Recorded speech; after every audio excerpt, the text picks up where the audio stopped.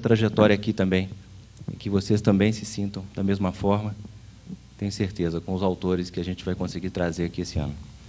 Queria, em primeiro lugar, agradecer a minha família, agradecer a Tatiana Rubim, que é minha companheira, agradecer a família também da Tatiana, Ieda, agradecer os amigos, Ronaldo Costa Couto, Zé Alexandre Marino, Juliano, Cristiana, tanta gente que torceu para que o projeto viesse para cá. Agradecer a confiança dos patrocinadores, sem os quais não seria possível tornar o projeto viável, posto que é a entrada franca. Agradecer à Caixa Econômica Federal, que na pessoa da Sônia Mariquito, nos outros funcionários, muito obrigado. Ao Jornal Correio Brasiliense, que, dessa forma, dá sequência à nossa parceria já de 18 anos em Belo Horizonte com o Jornal Estado de Minas. Agradecer à Fiat, concessionárias do Distrito Federal, que inicia a parceria com a gente, espero também que continue, e o apoio do Mercury Accor Hotel. Dessa forma, a gente pretende trazer, além de Luiz Fernando, no dia 9 de março, o Zuenir Ventura, lançando o livro Chico Mendes, Crime e Castigo. Depois prosseguimos, dia 23 de março, com Fernando Moraes, lançando livros mais recentes, chama-se 100 quilos de ouro, ambos editados pela Companhia das Letras. E, ainda sem definição, em abril a gente faz o lançamento dos 2 livros do ministro Gilberto Gil, com Bené Fonteles e o Carlos Renaud. E, se tudo der certo, ainda não tenho a confirmação, não posso garantir, mas eu estou envidando todos os esforços para trazer Saramago a Brasília também. Ele veio a Belo Horizonte já conosco quatro vezes, e não posso garantir, mas nós estamos tentando. Eu sempre esqueço um monte de coisa que no meio eu atrapalho. Queria, enfim, o projeto é um bate-papo, ou seja, o autor conversa um pouco, fala um pouco do trabalho, e logo depois a noite é nossa, ou seja, quem quiser fazer pergunta, é só levantar a mão, faz daí mesmo, sem problema, tem um microfone ali também, se facilitar. Eu queria que vocês recebessem com muito carinho o jornalista e escritor Luiz Fernando Veríssimo.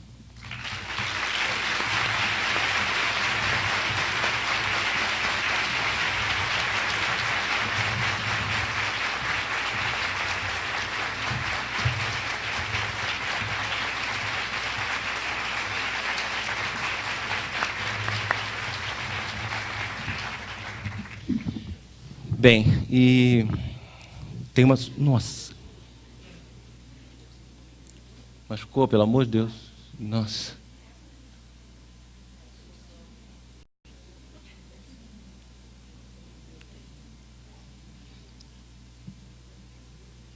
Bem, meus sentimentos, isso aqui machucou não, né? Pelo amor. Lembrando disso, gente, Brasília foi a cidade responsável por eu não ter conhecido Luiz Fernando Veríssimo.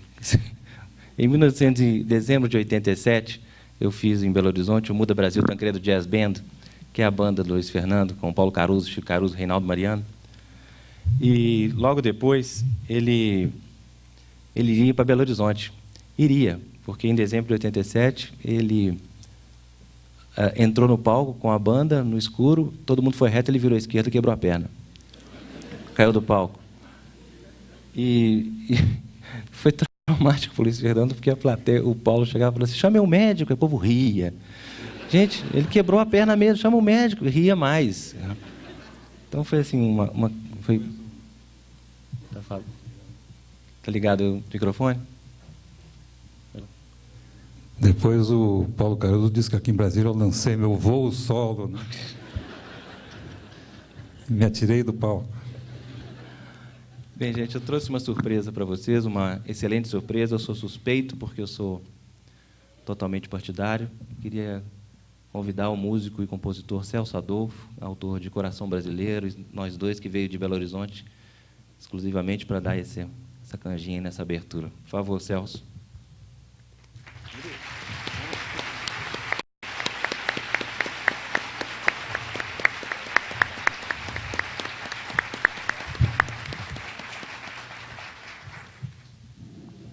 Celso faz show no Feitiço Mineiro esse fim de semana, para quem quiser continuar. Boa noite. Muito obrigado, Afonso, por esse convite. Maravilha. Dia 12 e 13 a gente prossegue então no Feitiço Mineiro com um show completinho. E eu quero lembrar do início da nossa amizade, um pouco mais de 18 anos atrás, mas daquele período em que o Afonso começava o Sempre um Papo em Belo Horizonte. Eu também estava dando ali os meus primeiros passos na carreira profissional da música, e as duas músicas daquele período eram Calango dela e Nós Dois, que são as que eu vou cantar aqui. Duas bem mineirinhas.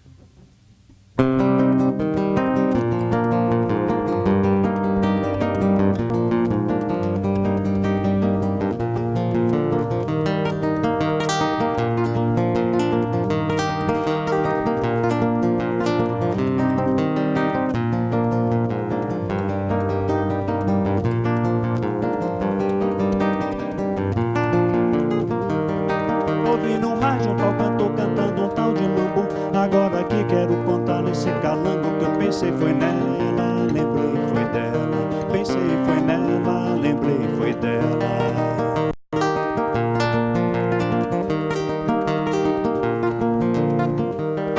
Eu sou franzina, a vida sabe que eu sou diminuto. Eu só cresci meio metro de um pé de arbusto. Quero te lembrar que esse calango é dela.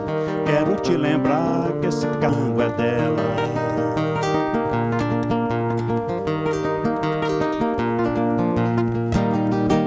Sou de ficar pra trás, eu não sou de chia canela. Eu tenho a vida e dela é um mundo sentinela. Então não como rapa, vai de gamela. Então não como rapa, vai de gamela. Eu canto por meia tigela da presença dela. Estrela bela que saía na janela. Brilhava a minha vida, meu amor brilhava nela. Brilhava a minha vida, meu amor brilhava nela.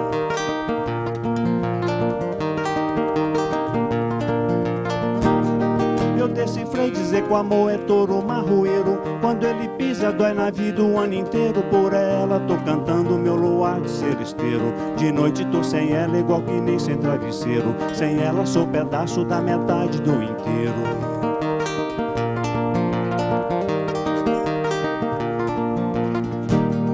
Eu sou franzina, a vida sabe que eu não sou doutor. Que eu sou menino lambuzado desse amor que foi. Pra não voltar, não voltou nem me levou. Que foi, pra não voltar, não voltou nem me levou.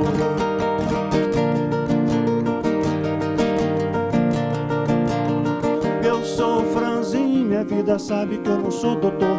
Que eu sou menino lambuzado desse amor que foi. Pra não voltar, não voltou nem me levou. Que foi, pra não voltar, não voltou nem me levou.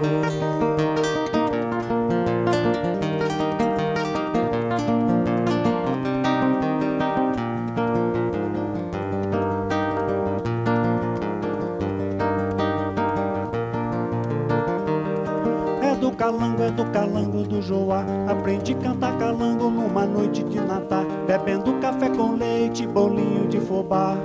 É do calango do Joá. Bebi leite de 100 vaca na porteira do curral. Não bebi de 120 porque não quiseram dar.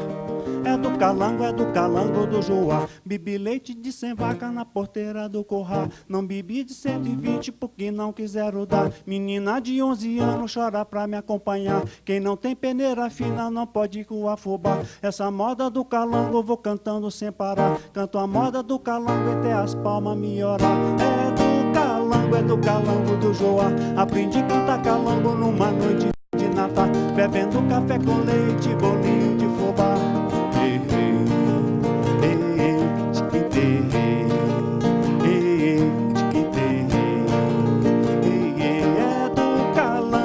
Calango do Joá. Bebi leite sem vaca na porteira do curral. Não bebi de 120 porque não quiseram dar. Menina de 11 anos chora pra me acompanhar. Essa moda do calango vou cantando sem parar. Canto a moda do calango até as palmas me orar.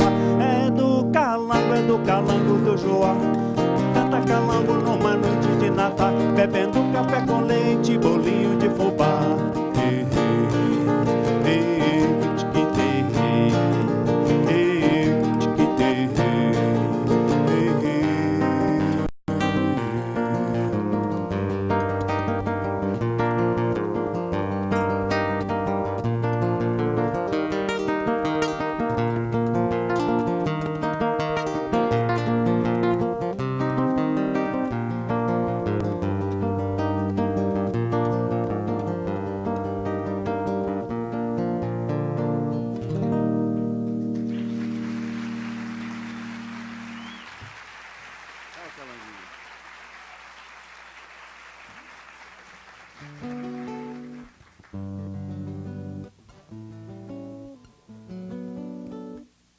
Nós Dois, que eu compus em 82.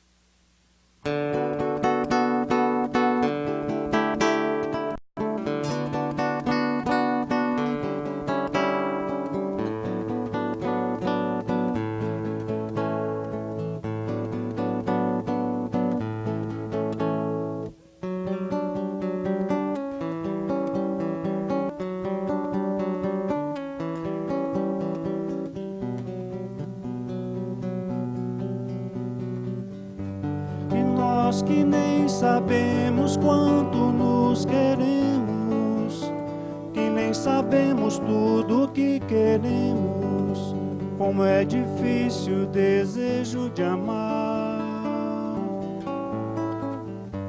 Você que nunca soube quanto eu quis, que não me coube, não me viu raiz, nascendo, crescendo nos terrenos seus. Eu na janela olhando a lua, perguntando à lua onde você foi amar. E nós que nem soubemos nos querer de vez, estamos sós, laçados em dois nós. Um que é meu beijo, o outro é o lábio seu. Não sei sair cantando sem contar você, que eu sei cantar, mas conto com você, que eu vou seguir, mas vou seguir você. Queria que assim, sabendo se a gente se quer, ia me rimar no seu colo, mulher, vencer a vida de onde ela vier, ganhar seu chegar no chegar meu, dar de mim o homem que é seu. Ganhar seu chegar no chegar meu, dar de mim o homem que é seu.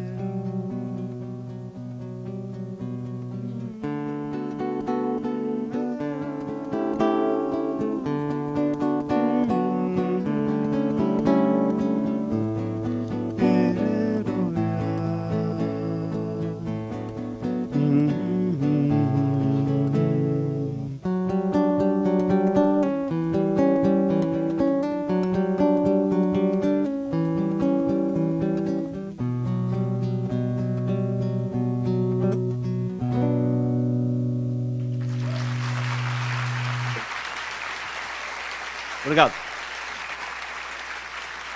Valeu, Eli.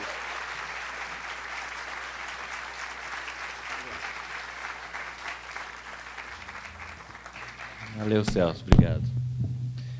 Bem, gente, estamos agora frente ao desafio de fazer o Luiz Fernando falar mais de 10 minutos.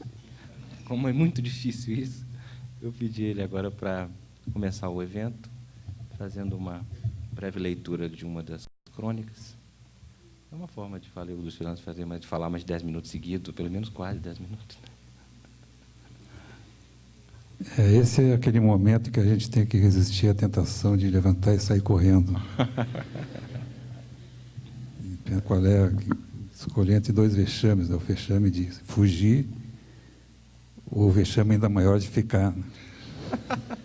Esse a gente não corre risco, não. Então, eu vou ler só um trecho aqui, não o texto inteiro, um trecho desse livro do Retratos, como é que chama? Banquete com os Deuses. E depois, então, ele pode passar para o objetivo dessa ideia do Afonso, que é o papo, é a conversa. A gente pode ter papo com a plateia, vocês perguntarem, o que quiserem perguntar, e eu tentar responder. Então, eu escolhi um texto aqui que se chama Seios e Rembrandt.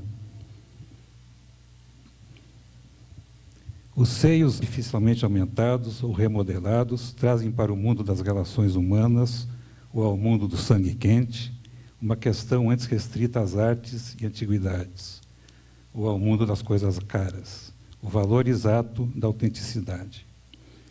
No que seios de silicone se parecem com um Rembrandt falso, a resposta quem tem que dar é, por falta de termo melhor, consumidor dos seios ou do quadro. O homem atraído pelos seios perfeitos de uma mulher e o comprador de um caro Rembrandt só tem uma coisa a fazer ao descobrir que os dois, ou os três, no caso, são falsos. Mas o quê? Digamos que o Rembrandt seja uma falsificação irretocável. Se ninguém se preocupasse em comprovar a sua autenticidade minuciosamente, a falsificação nunca seria descoberta. Mas se o comprador, seguindo talvez o mesmo raciocínio do admirador dos seios, isso é bom demais para ser verdade, não acredito que eu esteja com tudo isso nas minhas mãos, decide investigar. E descobre que um determinado componente de um determinado pigmento, de uma determinada pincelada, não podia ter sido usado em 1640, a suposta data do quadro, porque foi inventado depois. Foi, aliás, inventado no ano passado. Por um mínimo detalhe, o Rembrandt deixará de ser um Rembrandt e perderá todo o seu valor, se, claro, o seu dono revelar o mínimo detalhe. Ele pode muito bem decidir que as coisas são o que parecem ser e não a soma dos seus detalhes, ou pelo menos de todos os seus detalhes, e recolocar o Rembrandt na parede para seu orgulho e o deleite dos outros. No outro caso, se o homem não perguntar e a mulher não contar, o fato de os seios perfeitos não serem obra de Deus, num momento especialmente inspirado, nunca afetará seu relacionamento. A maioria das mulheres que aperfeiçoam os seios não tem problema em ostentar o silicone. Mas se elas decidirem, como o dono do hipotético Rembrandt, sustentar que seus seios, além de perfeitos, são autênticos, não estarão necessariamente usando-os para espantar ou seduzir, ou apenas se sentir bem de forma desonesta. O que é, afinal, a autenticidade? Um famoso forjador do século XIX reagiu ao ser comparado com forjadores menores, dizendo que só as suas eram falsificações autênticas. Tudo é subjetivo. E quem disse que as mulheres fazem seios perfeitos para os homens? Isso é só um trecho do texto.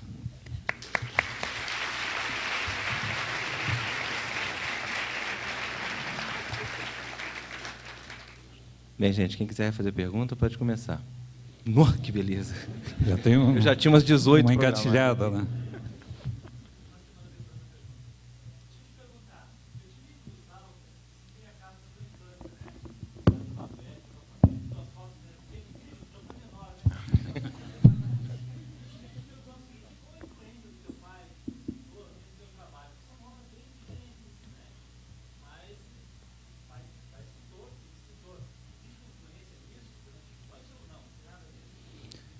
Bom, para começar, uma correção. Eu não nasci em Cruz Alta, o pai é que nasceu, eu nasci em Porto Alegre. Quer dizer, que a casa que tem lá, o museu dele, a gente tem uma cruzaltense aqui, né? E talvez conheça duas. Já. É onde ele se criou. O pai era filho de uma família aristocrática do interior do Rio Grande do Sul, mas que perdeu tudo, né? Quando ele começou a vida, ele não se formou em nada, teve que começar a trabalhar logo depois de se formar no ginásio. Mas essa casa é da fase ainda rica da família, né, que eles ainda tinham dinheiro. E fizeram um museu lá. Na questão da influência, obviamente, o fato de ser filho de um escritor, indiretamente me influenciou a, eventualmente, escrever. Né? Eu sempre vivi numa casa em que o livro era uma coisa importante, em que havia livros, antes de mais nada, né? Havia uma boa biblioteca. O livro era uma coisa importante, havia o convívio com escritores. Mas isso, de certa maneira, talvez tenha até inconscientemente me inibido, né? Porque eu não tinha nenhuma ideia de ser escritor. Até comecei a escrever meio por acidente, meio por acaso. Mas quando eu comecei a escrever, já tinha toda essa coisa, essa vivência acumulada, vamos dizer assim, né? E, fora isso, fora essa influência, vamos dizer, negativa, né? Eu acho que a influência positiva foi o fato de o pai ter sido um dos primeiros escritores brasileiros a escrever, influenciado mais pela literatura anglo-saxônica do que pela literatura francesa, ou espanhola, ou portuguesa. Na época era comum entre os escritores brasileiros, né? Foi um dos primeiros escritores urbanos do Brasil, né? escrever sobre o tema urbano. E um dos primeiros a escrever daquela maneira mais informal, né, da literatura americana e inglesa. E, nesse sentido, eu acho que eu fui influenciado por isso também, né, essa preocupação de escrever com clareza, né, de uma maneira não empolada e de uma maneira mais informal. Nesse sentido, eu acho que houve, então, a influência dele. Vamos começar pela esquerda? Boa noite. Boa noite. A pergunta, na verdade, é bem fácil, eu acho, né? Que é uma coisa bem pessoal. Eu queria, assim, saber o nome de um filme e de um nome de alguma personalidade do jazz que, desde o fechamento da edição do seu livro, né, até hoje, assim, alguma coisa atual que você acha interessante comentar. Um filme e uma personalidade de jazz. Depois que fechou o livro. Pois é, o livro é sobre muita coisa antiga, né? Sobre nomes antigos, cinema da minha infância, da minha mocidade, né? E eu teria que pensar um pouco para lembrar os filmes antigamente. É fácil lembrar, o que eu vi a semana passada é mais difícil, né? Então, não sei, assim, um filme de hoje que estaria à altura dessas lembranças que eu tenho daquele cinema antigo, né, do cinema do Hitchcock, ou até mais antigo ainda, né, que eu comento no livro, seria difícil destacar. Eu confesso que não. E na questão da música, então, é mais difícil ainda. Eu gosto muito de música de jazz, né, e eu sempre digo que eu não confio em nenhum músico de jazz que não esteja morto pelo menos uns 10 anos. Então, esse jazz moderno que está sendo feito hoje, eu confesso que eu não tenho acompanhado. Então, acho que eu não vou poder responder a sua pergunta, porque todas as minhas preferências, minhas referências são bastante antigas. Você. Boa noite. Luiz Fernando, eu gostaria que você comentasse, porque o cinema é uma paixão de muitos aqui presentes, assim como é sua também. Eu gostaria que você comentasse para a gente como o cinema influencia na sua obra, como influenciou. Vou aproveitar para fazer uma pergunta composta, porque tem muita gente querendo falar, né? Gostaria de saber se você endossa as preferências e a alegria dos brasileiros com as 4 indicações ao Oscar do Cidade de Deus, e se você considera que filmes como Cidade de Deus, Carandiru e Central do Brasil não vendem uma imagem negativa lá fora. Seriam esses 3 pontos. Obrigado. Bom, eu acho que o cinema influenciou toda a nossa vida, né? Não só a nossa maneira de escrever, mas a nossa maneira de ver as coisas, né? Nós vivemos na era audiovisual, né? Que começou quando o cinema se popularizou. E, nesse sentido, eu acho que a gente sente influência na literatura de uma maneira direta, né? A coisa do diálogo, a coisa enfim, até a gente diz, né? Um livro escrito de uma maneira cinematográfica, né? Cinematográfica já ficou sendo um adjetivo para descrever certo tipo de literatura, né? Agora, essa questão eu sei que fazem muitas críticas a esse filme, o Cidade de Deus, né? Porque é um filme sobre a miséria, né? Miséria extrema, mas feito num ritmo de videoclipe, né? É um certo desencontro, uma certa contradição. Mas eu acho que não, eu acho que a gente deve ver a coisa por 2 lados, né? Tem o conteúdo do filme, que é um retrato dilacerante da realidade brasileira, né? De um certo tipo de realidade brasileira, e também ver pelo lado formal de cinema. Eu acho que é grande cinema, e como crítica social e como comentário social também é um grande filme. Então, eu acho que uma coisa não invalida a outra. A pessoa escolheu uma linguagem para contar a sua história, né? Podia ter escolhido outra, mas escolheu uma linguagem moderna de videoclipe, mas conta uma história que não deixa de ser pungente por ser nessa linguagem assim, vamos dizer, juvenil ou jovial, né? E eu não concordo que dê uma visão errada do Brasil. Infelizmente, eu acho que é uma visão bem realista do Brasil, né? É claro que aquela não é a nossa única realidade, a realidade da favela não é a nossa única realidade, né? Mas eu acho que a realidade preponderante do Brasil é a nossa miséria, né? Nós ainda somos um povo em que 70% não tem quase vida econômica, só 30% tem vida econômica, que pode se chamar de vida econômica. Então, 70% vive na miséria, vive na margem da sociedade, né? São marginais em todos os sentidos. Então, acho que qualquer filme, em qualquer linguagem, que retratar esse Brasil, eu acho que não está nos servindo, está nos fazendo um serviço. Sim. Ele já está no microfone. O microfone tem preferência, viu, gente? Quem Foi, quiser ir para lá. Bom, então, sem demagogia, eu aprendi a gostar de ler por sua culpa. Porque, assim, infelizmente, assim, eu acho que está na mente de muitas pessoas e muitos escritores que, às vezes, um texto, para ser inteligente, ele tem que ser formal. E não tem nada a ver uma coisa com a outra. Acho que você é um exemplo. Consegue escrever coisas inteligentíssimas sem precisar ser muito formal, etc. Muito obrigado. E eu queria falar o seguinte, sobre a internet. Eu recebo muitos e-mails que são baseados não, são crônicas suas. Então, eu tenho duas perguntas. A primeira é essa. Se você vê isso com bons olhos ou não, que fiquem repassando vários e-mails com crônicas suas, que, digamos assim, talvez estaria infringindo direito de propriedade, não sei. O comentário é seu.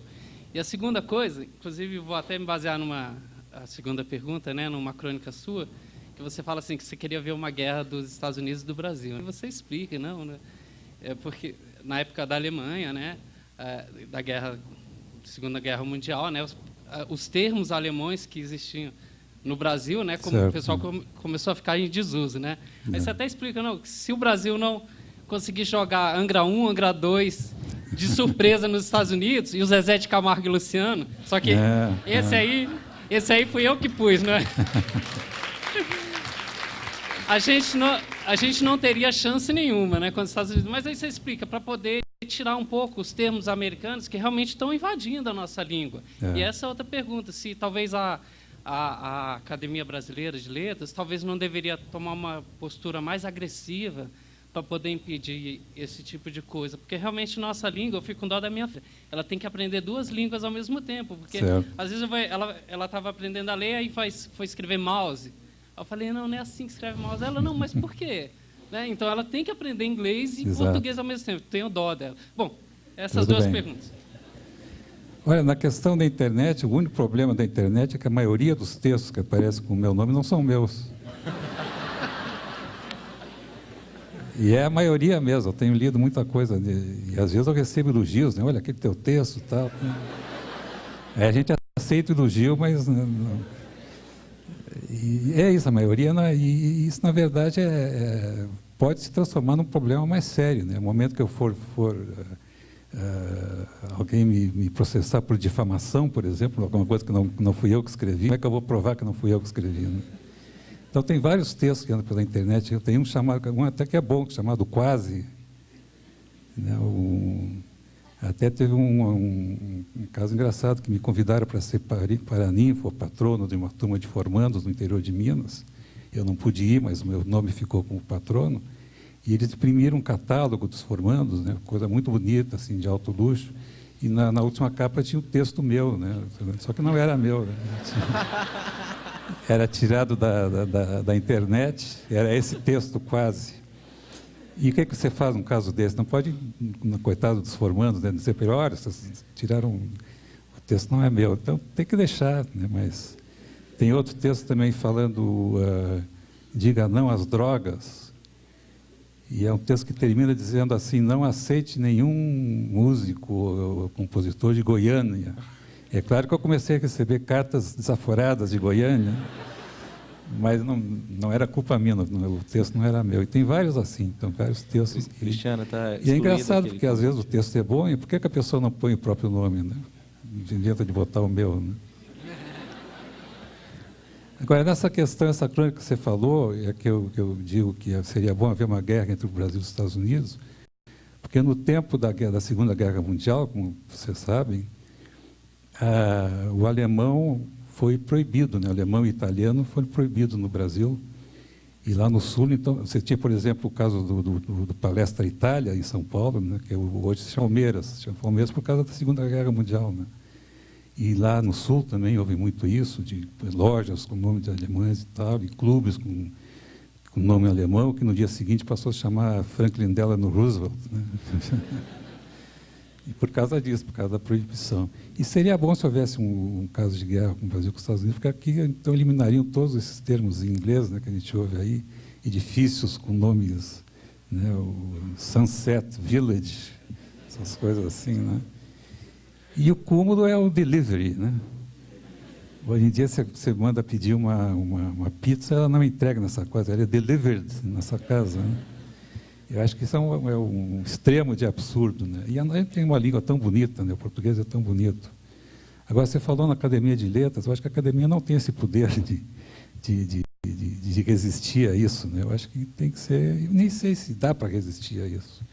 Porque a língua é uma coisa viva, né? Não está se transformando sempre, está sofrendo influência. A gente vive aqui sob um colonialismo cultural, né, somente dos Estados Unidos, e esse colonialismo se expressa muito através da língua.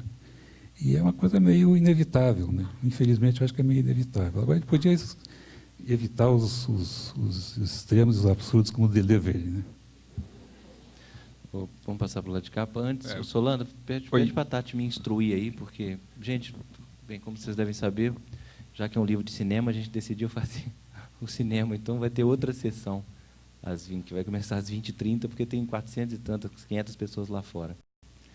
Então, boa noite. Boa noite. Tudo bem? Boa noite. Meu nome é Hélio. Estou contando com isso. Gabriel Garcia Marques, quando perguntado por que escrevia, né, ele disse que escrevia para que me amem, né? Eu escrevo para que me amem. Harold Bloom, né, que acho que é o maior crítico literário vivo hoje, né? Ele disse que assim, os grandes autores eles escrevem basicamente por causa da solidão e para escapar da sensação de imortalidade, esse tipo de coisa, né? Então eu queria saber assim de você, por que você escreve e para que escrever no século XXI? Bom, sem querer bancar o cínico, eu escrevo principalmente para ganhar vida.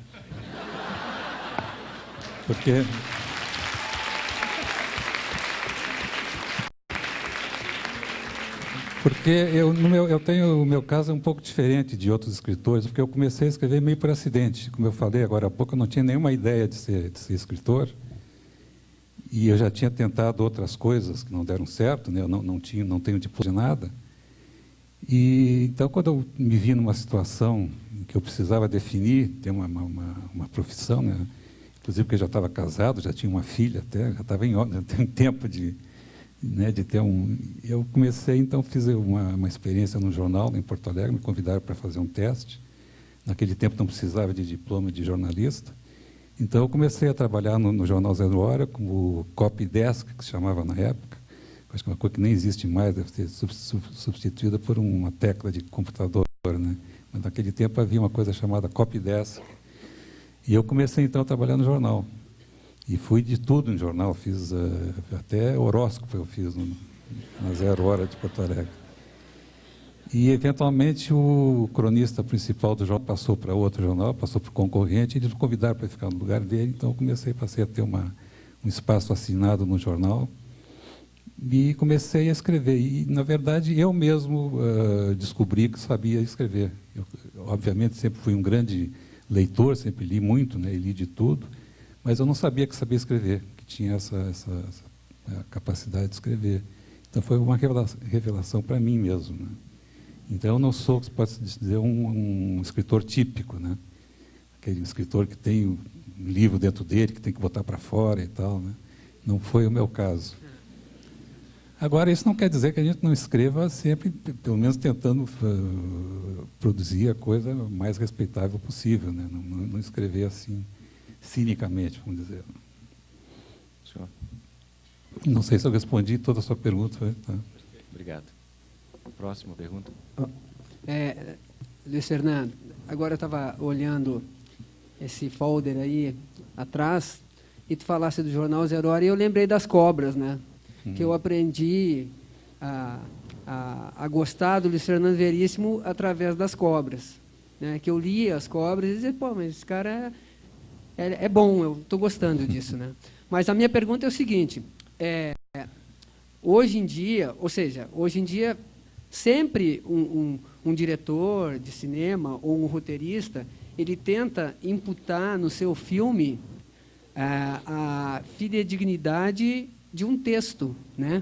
De um livro, ou de uma crônica, ou de uma história, enfim. Ele tenta imputar no filme aquela história que está ali. Tu escreves, nesse último nesse último livro, o contrário, né? Personagens de filmes que tu colocas no papel, né? Como que é possível se obter essa fidedignidade do roteirista para o filme propriamente dito, para a fita, e da fita para o papel? Certo. A questão das cobras, eu sempre gostei muito de desenhar, sempre gostei muito de quadrinhos, né? Então, quando eu passei a ter um espaço no jornal, um espaço assinado, em que eu podia fazer, teoricamente, o que eu quisesse ali naquele espaço, né? Então, eu aproveitei para brincar um pouco de cartunista e de quadrinista, né? Só que eu tenho um problema grande para um desenhista, é não saber desenhar, né? Meu desenho é muito rudimentar, não tem nenhuma... E cobra é uma coisa muito fácil de desenhar, né? Cobra é só pescoço. Não tem braço nem perna. Não tem braço, não tem perna, não tem detalhe. Então, comecei a fazer as cobrinhas, que, na verdade, o desenho em si não tem muita importância, é só um pretexto para fazer a piada, fazer o comentário, né? E isso eu fiz durante muito tempo. Apesar de ser um desenho muito simples e tal, acabou saindo em vários jornais do Brasil, saía no JB, depois passou para o Globo e tal.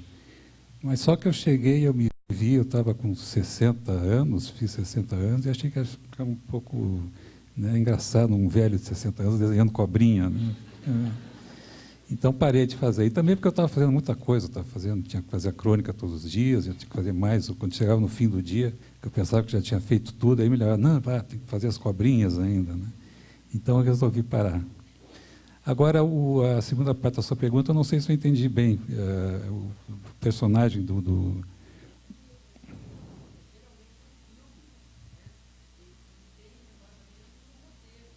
Sim, sim. Certo.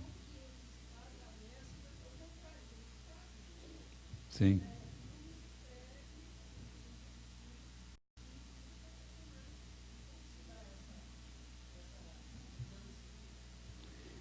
Bom, aí no caso é mais um exemplo de interpretação, né? A gente não usa o personagem do filme com o personagem do texto. Aí a gente usa o personagem ou qualquer outro aspecto do filme no sentido de uma interpretação ou do comentário sobre o filme, né?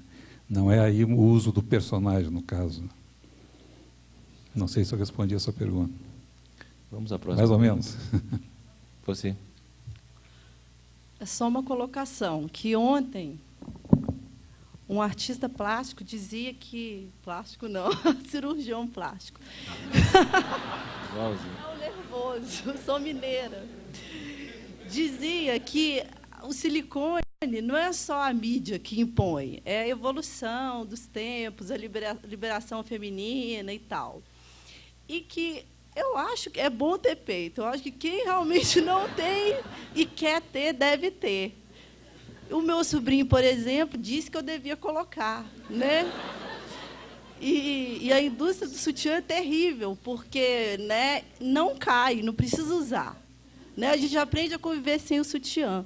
Aí, se você puder falar um pouco sobre o sutiã, sobre o silicone. Manda vocês me aqui, me chamaram.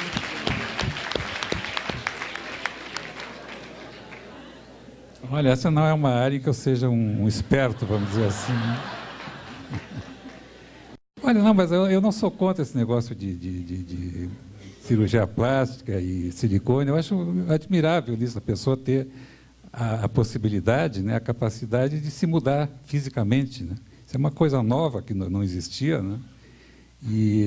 Então, esse negócio de botar botox, fazer cirurgia plástica e silicone no seio, ou onde quiser botar, não precisa ser no seio, né? Eu acho isso fantástico, eu não sou contra, não. Eu acho também que a gente podia... É uma opção que a pessoa faz, né? Ou fazer tudo isso, ou então saber envelhecer com dignidade, e também achar que... Porque a velhice também é bonita, né? A pessoa envelhecer bem também é uma forma de adquirir uma outra beleza, que não é a beleza, enfim, do mercado, mas não deixa de ser bonito, né? Uma pessoa envelhecer bem. É uma questão, é uma escolha de cada um, e eu acho que a escolha da pessoa estar sempre se refazendo, né? Também é uma escolha respeitável. Gente, nós vamos fazer essas 5 perguntas, tá? Encerrar. Desculpa. Queria saber, você disse que nenhum dos 3 romances que você escreveu, você gostou do resultado final. Eu não gostei do final do Clube dos Anjos. Você mudaria todos eles ou só o final, no caso do Clube dos Anjos, ou mudaria totalmente eles? Ou talvez porque, por ser encomenda, que você teve que entregar logo e não conseguiu fazer o final bom? Olha, você me desculpa, mais cara de pau que eu sei foi o cara que no Jô Soares perguntou, no dia que eu fiz com o Jô Soares, ele perguntou como é que ele fazia daquele tamanho para transar com a Flavinha. Viu? Difícil. Como é que ele faz para achar o membro dele, né? Pois é. Eu acho que é o Jorge Luiz Borges que dizia que o escritor publica o livro dele para se livrar do livro, né? Porque senão ele ficaria sempre reescrevendo, né? Então, tem uma hora que você tem que dizer, não, terminou, não vou mais tocar nesse livro, não dá para mais tocar. Você não gostou do Clube dos Anjos, o último? Não, eu gostei da história. Do final? A trama é muito boa, do final mas do Clube dos Anjos. O final eu não sei se... Acho que nessa hora você caiu. Você faria algumas alterações, né? E outra coisa, você usou contos do Borges para escrever Borges dos Orangotangos Eternos? Sim, sim. É porque o Borges foi ele foi o... Não sei, claro, acho que a maioria das pessoas não sabe bem como é que é a história do Borges, porque o Borges usou muito... Ele era um grande admirador do Edgar Allan Poe, né? Então ele escreveu alguns contos baseados em contos do Poe. Inclusive tem uma certa simetria, ele escreveu o primeiro conto policial dele 100 anos depois do Poe publicar o primeiro conto policial da história da literatura, né? Então ele se preocupou inclusive com essa simetria, né? E esse livro que eu escrevi sobre que é um policial que envolve o Borges, é isso, tem que ver com Edgar Allan Poe e a história policial e tudo mais, né? Mas eu aproveitei bastante, apesar de não ser um grande leitor do Borges, né, eu já li o suficiente para poder aproveitar dele nesse livro, nessa história. Agora, essa questão do final, tal, ser bom, acho que a gente pode sempre melhorar, né? Um livro pode ter sempre melhorado, mas, como disse o Borges, a gente uma hora tem que publicar, não pode ficar burilando o livro, né? Como é?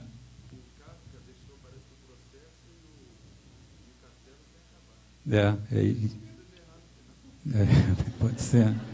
E ele não queria que fosse publicado, né? Aliás, os livros foram publicados contra a vontade dele depois. Ele pediu para destruírem todos os originais dele. É sobre o mesmo assunto? Sim.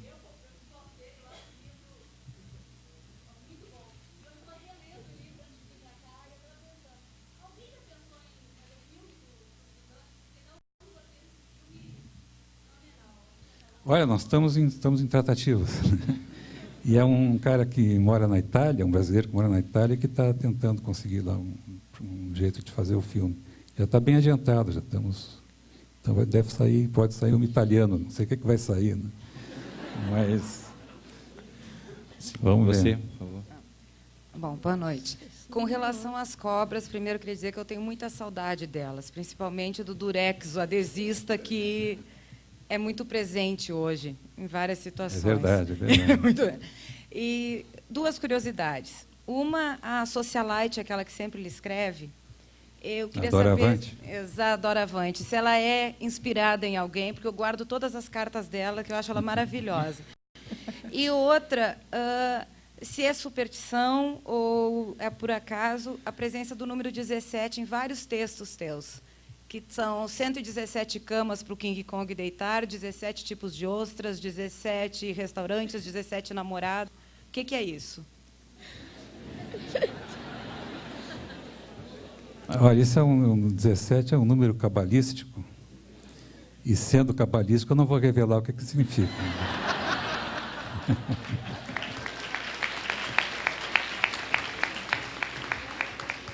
Não, na verdade é só uma... Não tem significado nenhum. Só que eu gosto da palavra 17, né? Então, para usar... Quando dá para usar, eu uso. E a doravante, não. Né? O doravante é um composto, vamos dizer assim, como as pessoas dizem, né? O personagem é um composto de várias pessoas. No caso dela, é quase que uma compota de várias pessoas. Mas não é baseado em ninguém real, não. É aquele tipo de socialite brasileira, né? Que ao mesmo tempo tem certas pretensões, né, de ser política, ser de esquerda e tal, mas no fim é a nossa society, né? Você. Depois eu vou deixar você por último, ok? Boa noite. Boa noite. Entre 85 e 87, eu publicava uma revista em Porto Alegre chamada Cobra. A primeira pergunta é, você lembra dela? Depois, o que você acha das revistas, das publicações e da mídia em relação à literatura brasileira? É isso.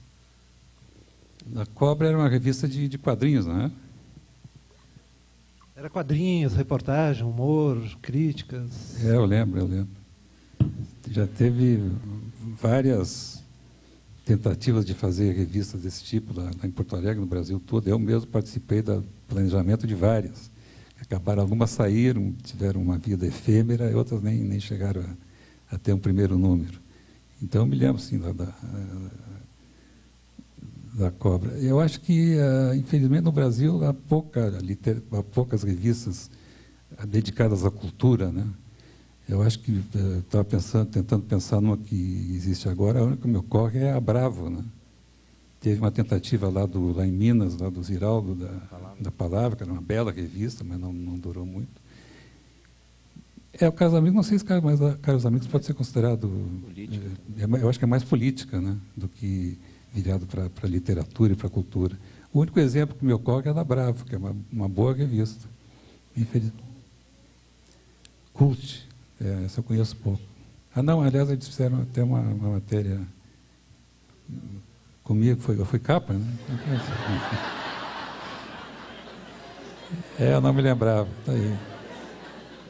Pelo menos uma revista de bom gosto, né? Está provada para mim. Eu não me lembrava, né?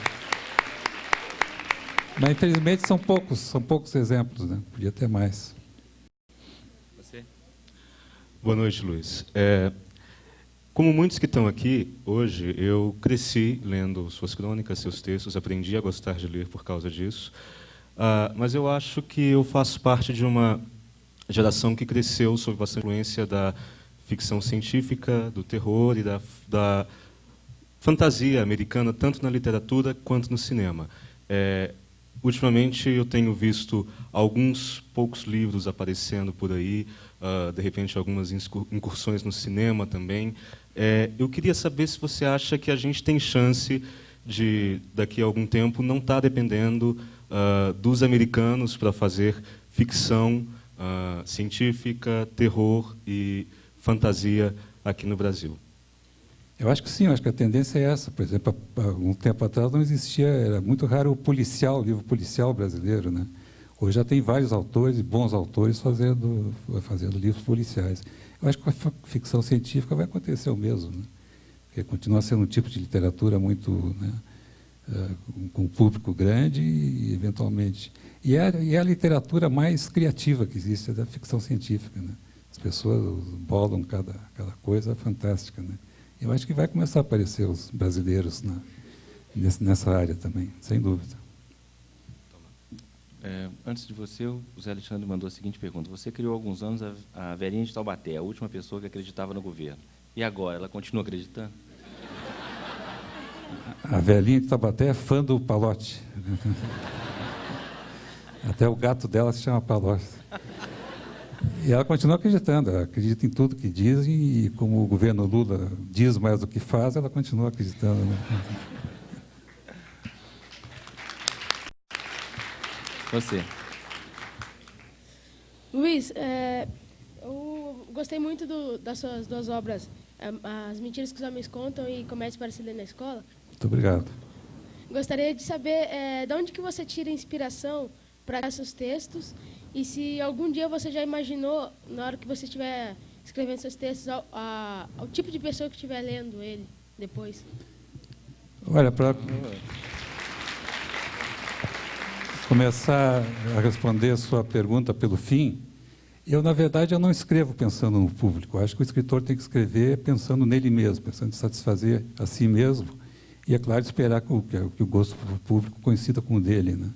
Mas eu nunca escrevo assim pensando isso aqui é para um determinado público, ou público infantil, ou público juvenil, ou público adulto, né? Eu acho que a gente tem que tentar fazer o melhor possível e algumas crônicas, claro, alguns textos são mais acessíveis, são mais fáceis. Eu acho muito difícil escrever para criança, né? Porque a gente tem que acertar o tom. Não pode ser uma coisa muito condescendente, né? E, ao mesmo tempo, não pode ser muito complicado. Tem que acertar esse meio termo, que é difícil. Mas eu não escrevo não pensando no leitor, no eventual leitor, no público. E a questão que você perguntou sobre de onde é que vêm as ideias, eu acho que qualquer coisa pode ser um ponto de partida para uma crônica. Às vezes tem um fato que está sendo comentado, que a gente quase que se obriga a comentar também, né? Um fato político ou o que seja. E às vezes é uma frase que a gente ouve assim na rua e que detona um processo todo de criação que vai acabar numa história, né?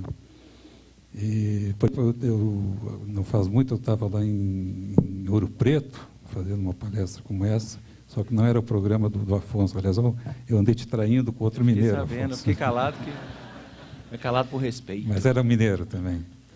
E antes de fazer a palestra, uma moça foi me entrevistar. E depois da entrevista, ela me passou um livro para me dar o autógrafo, um livro meu para me autografar, né? Só que antes de passar o livro, ela escreveu alguma coisa numa página do livro, e eu até estranhei aquilo, ela está autografando o meu livro para me dar, né? Mas ela tinha escrito assim: veríssimo, a sua calça está aberta. Então foi uma maneira muito gentil que ela descobriu de dizer que eu estava com a braguilha aberta na calça. E eu disse para ela: está aí um grande exemplo do que pode provocar uma crônica. Obviamente eu vou usar isso numa crônica, né? E acabei usando, quer dizer, foi um ponto de partida. Então, para responder a sua pergunta, qualquer coisa pode servir como ponto de partida, até um caso como esse, né? Obrigado. Muito obrigado. Ai, alguma orientação aí? Pessoal, eu queria agradecer a todos e queria dizer que a saída de todos vocês vai ser pela minha direita, aqui na lateral. Tem 1000 pessoas lá de cá? Que vai ter agora uma segunda sessão, esperando o Luiz Fernando. E quero dizer a todos que estão interessados, os livros estão sendo vendidos no foyer, e o Luiz Fernando, depois da segunda sessão, estará aqui para autografar. Eu queria que o Luiz Fernando encerrasse. Não, só dizer para vocês não se preocuparem, que eu vou dizer tudo ao contrário agora para o outro argumento. Muito obrigado. Muito obrigado pela ciência de vocês, por simpatia. Muito obrigado.